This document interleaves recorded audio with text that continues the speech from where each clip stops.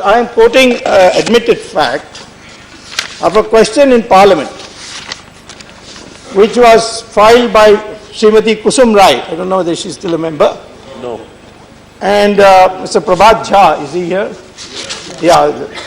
So they filed the question as unstarred question number 654, answered on 11/12/2013 by the honorable member here, a former defense minister. The question asked was whether Indian Air Force in January 2004 had emphasized that the altitude requirement of VVIP helicopters be kept at 6,000 meters as an inescapable necessity, and if so, the details thereof. And Mr. Anthony replies, yes, sir. However, in the contract signed with AgustaWestland on February 8, 2010 for procurement of 12 VVIP helicopters, the technical requirements specified in the request for proposal that was issued on 27th September 2006 were formulated after detailed discussion amongst all stakeholders and per stipulated guidelines. So now an admitted fact that the people who lowered the height was not the NDA as they made the allegation. It's a question, answer to a question. What is it that you want to know? 2004, the Air Force has taken a stand. It is an inescapable necessity. 6,000 meters. And he had, Mr. Anthony says, yes, that is what the Air Force had said. But because of 2006, September 27th RFP, we changed it after due consultation. Whether they did it for meritorious reason or another matter. But the fact is that it is a lie to say that the NDA government was the one that changed the specification of the height. Many state governments of the NDA purchased this aircraft, that is a helicopter. Well, when you fly helicopters in Chhattisgarh or you fly it in Maharashtra, there is no problem of shoulder rockets and an enemy across the border. And therefore, it is its ability not to be able to fly above 4,500 is not a constraint. So there was no blacklisting.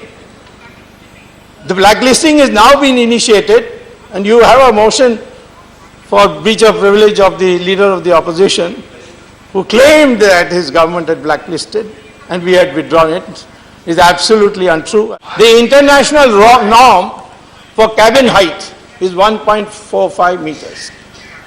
So you have to bend a little. Most Indians are not above 1.7. So therefore, most countries also, the average height is less than 1.7 meters.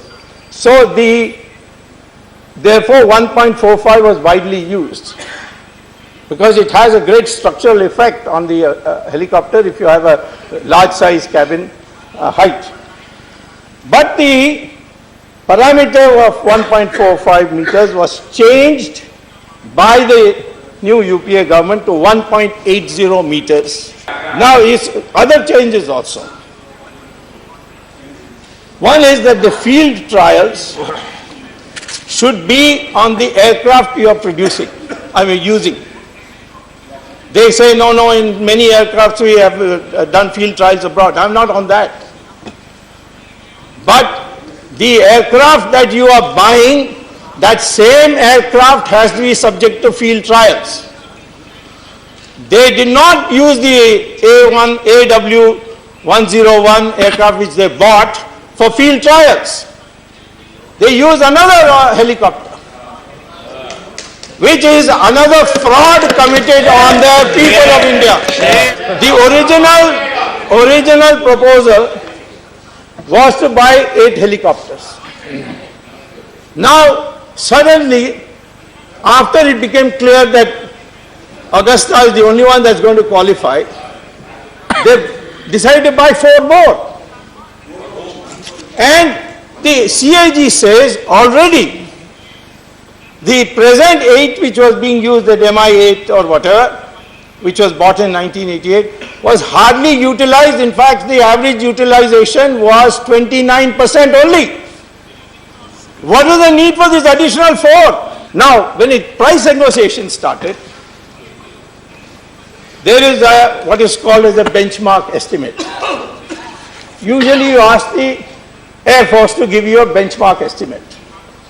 And the Air Force in January 2006 quoted the benchmark for this whole deal as 793 crores. That's the estimated cost, and then you could add plus minus a few things for other service charges. And this was approved by Mr. Antony as Minister of Defense.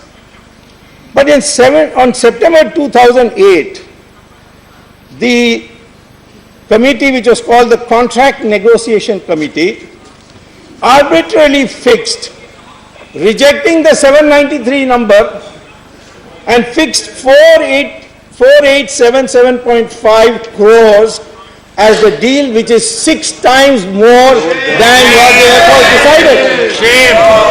Shame! And this is there in the CAG report. This is an admitted fact. 4,877.5 crores when the Air Force said 793 crores, and Mr. Antony, as Minister of Defense, had put his signature on it in the Defense Ministry. Which was that authority above Mr. Antony who overruled him? The Deputy Chairman, it is very well known that corruption has taken place in this matter.